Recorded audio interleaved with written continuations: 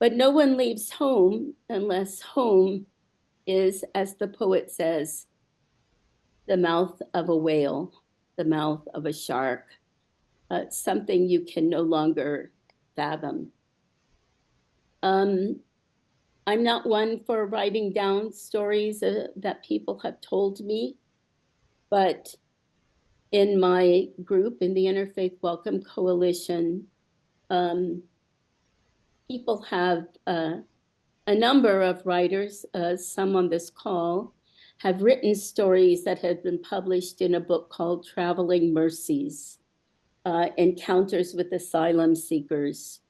It's available on Amazon.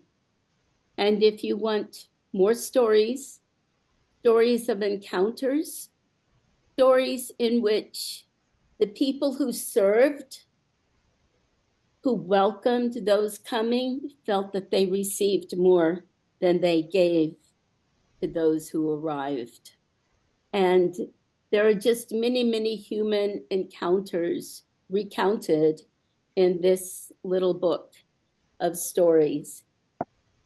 And I think that's what stays with most of us. People say thank you. They're so grateful. And I always try to tell them, you know, I'm here in front of you, but many other people have helped to make this possible. Many people filled the backpacks, delivered the food, made arrangements for transportation. This is a team, and we all support you. We all welcome you. And some have said, this is the first time I feel human. And they recall days that they spent on the border in Border Patrol custody as part of the Hielera, which is a very cold place where they put people overnight with no blankets. And then they transfer them to the Perera, which is like a dog pound, cages. And they say, I have never felt so dehumanized when I crossed the border. And that's their first encounter with America, which is a really, really sad reflection on our country. So we, as part of the Interfaith Welcome Coalition, try to change that face of America that they have seen. I think Thank you my so much, 5 Karen. minutes is up. Such a lovely ministry there. Thank you to you and to all those who serve with you. We have a couple of presentation centers in two different parts of the country that work directly with immigrants. Sister Sharon Altendorf somewhat recently moved from San Antonio up to where the other presentation sisters live in Fargo, North Dakota. She's a native North Dakotan, I believe, and is very involved with our immigrant sisters and brothers in the larger Fargo, North Dakota, and Moorhead, Minnesota area. Sister Sharon, you have a bit more time to share, and Karen, you can come back on again, possibly after Sister Sharon, if you have some further stories. Sister Sharon, please bless us with your experience. Thank you, Maurice. Thank you, Karen. And really, Maurice, I think there are other people on the call who would have extra stuff they would like to share too. Let me just say that as of right now, you know, I'm retired, I'm a volunteer. So most of what I'm doing is accompanying the people in the area. There, you know, you'd be surprised in Fargo that we're amazingly full of refugees from many countries, from Afghanistan, from Ukraine, lots of different countries in Africa. And so many of them are taking care of our elderly in our local nursing homes. And some of them have been here for many years. I'm also accompanying a group of unaccompanied minors, specifically two 17-year-old women, one with a baby. They're studying English 4 days a week and other educational programs too. And they want to attend Mass and baptize the baby. And so I get some of the community of Latinos in the area to pick them up and bring them to church. And sit with them with the coffee afterwards and just get them integrated into the community. The people that are here, Latinos, we have Venezuelans, Mexicans, Chileans, Peruvians, Bolivians, El Salvadorans, a good number from Nicaragua. And just to mention that recently on the Feast of the Immaculate Conception, which is the patronal feast, that's for us in the United States, but it also happens to be the feast for the Nicaraguans. And this year, they wanted to have a special mass to pray for their own country, for the people there that cannot worship.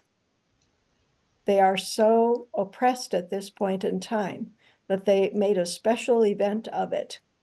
And we're not able to even have a place afterwards for food.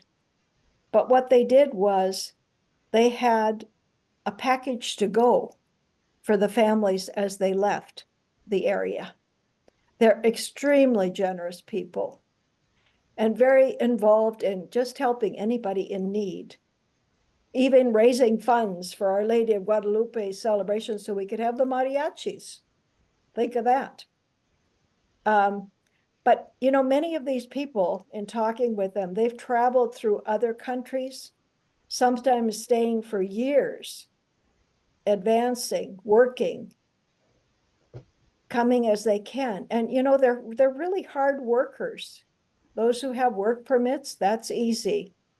But some of them have begun to have their own businesses so that there's no trouble with work permits. You know, like they do house cleaning, they're making tamales, they're day laborers, anything to keep them afloat. So, you know, just to let you know that this is what's going on, and we really need to be in solidarity. I guess that's the building of community that continues. Stop the division. They do not want to be called criminals. They want to be just people here who are offering whatever they can for our future. I know that we're working with them with Know Your Rights stuff, with whatever we can, but a lot of them are afraid to come even to those events. So we're talking about doing it on Zoom with them as a possibility. And I tried to advocacy with the bishops of North Dakota, because I'm on the board for Catholic Charities right now. And also the bishop of the neighboring diocese where the Spanish Mass occurs. And this bishop speaks Spanish fluently. He offers the Mass with the people frequently, and on our Feast of Our Lady of Guadalupe and Christmas, he was there. But I'm sorry to say, a wait and see what happens response has been often given to us instead of a plan of how to accompany our sisters and brothers. Maybe I can stop there and let other people participate. Thanks so much, Sister Sharon. Keep up the great work up there. I just a lot of fond memories for a lot of folks in San Antonio. So thank you for your presentation witness in different parts of the country. I might recognize also another presentation ministry, but from a different unit, from the good sisters from Aberdeen, South Dakota, also in Sioux Falls. I got to know of a ministry when we had a presentation people gathering in Sioux Falls called Caminando Juntos, walking together.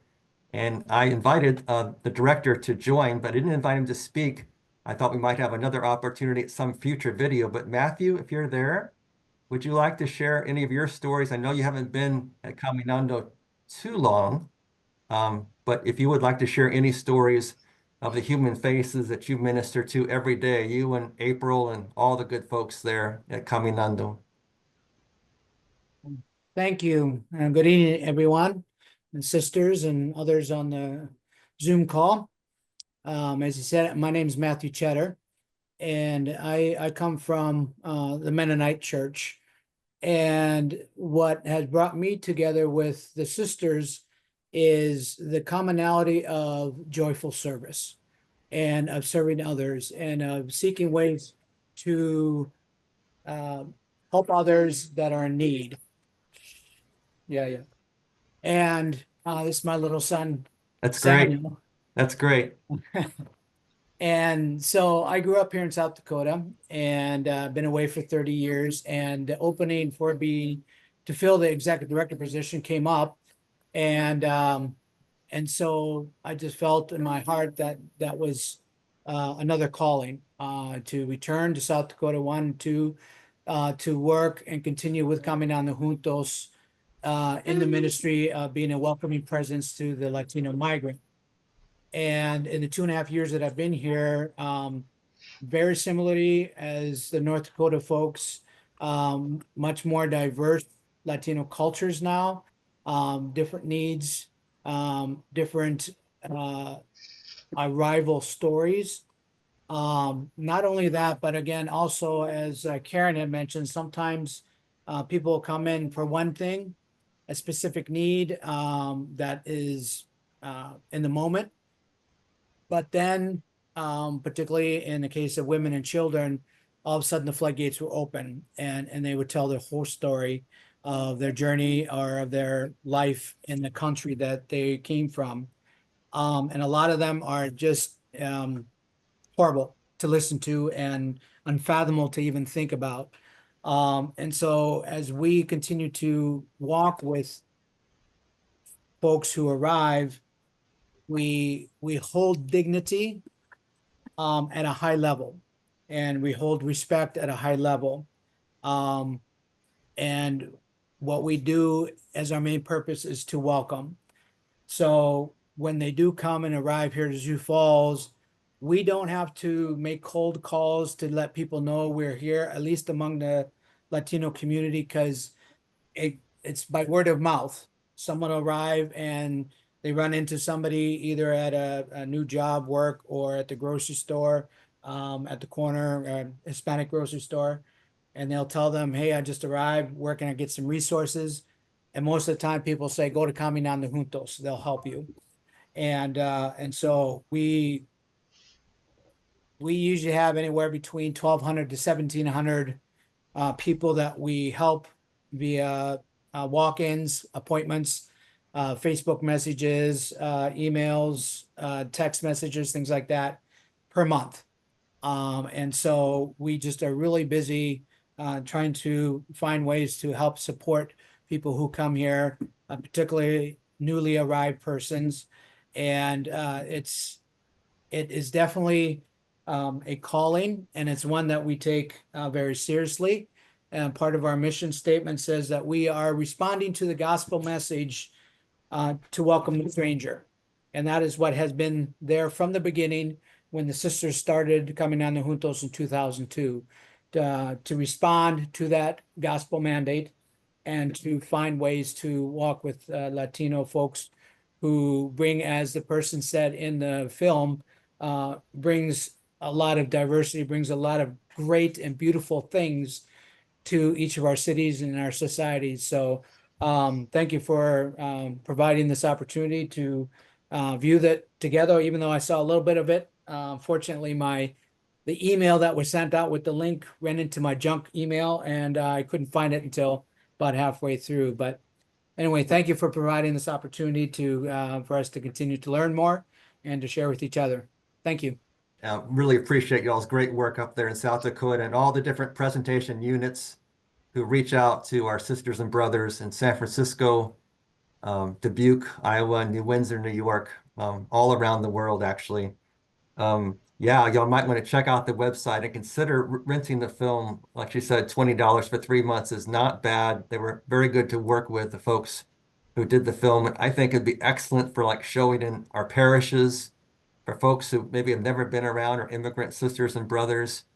Personally, this film can put a human face on them and could do a lot of good, especially at this time. So our closing meditation was inspired by at least two different events or people. The first is Pope Francis, who calls us in Laudato Si to respond to both interrelated cries, the cry of earth and the cry of those made poor. And it was also inspired by a quote from the film we just saw. About 17 minutes in, the gentleman was saying that the perspective can change dramatically when we broaden our view. So Emily has the closing meditation up on the screen, but just for a second before she puts that on, if everybody could just touch your thumb to your middle finger on your right or your left hand. If you could just do that for the beginning of our meditation, if you can hold that and then put your arms out as far as they go, holding your thumb to your middle finger, just for the beginning of our meditation. Where do I end? Where do I end and earth begin? Do I end here at the tip of the nail on my middle finger? Or does my identity extend further? How far? And who is the other? Is there an other in an interconnected world? In such a world, tell me just who is the other? What if we saw ourselves as one with those others? Don't we breathe in the same earth? Are we not all nourished by a common home? Don't we all excrete earth? What if I saw myself as one with Earth's waterway and airways, one with Earth's ecosystems and Earth's soil? What if all people are one? What if we saw ourselves as part of Earth? What if we treated Earth and all people as if they are ourself? Where do I end and Earth begin?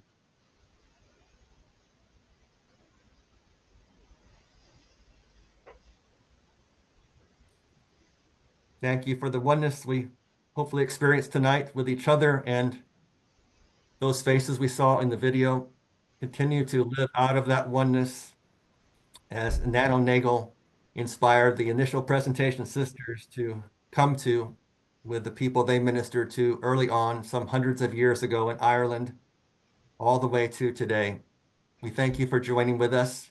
Emily has your email, so we'll let you know when our next movie opportunity is. We hope to gather again in such settings.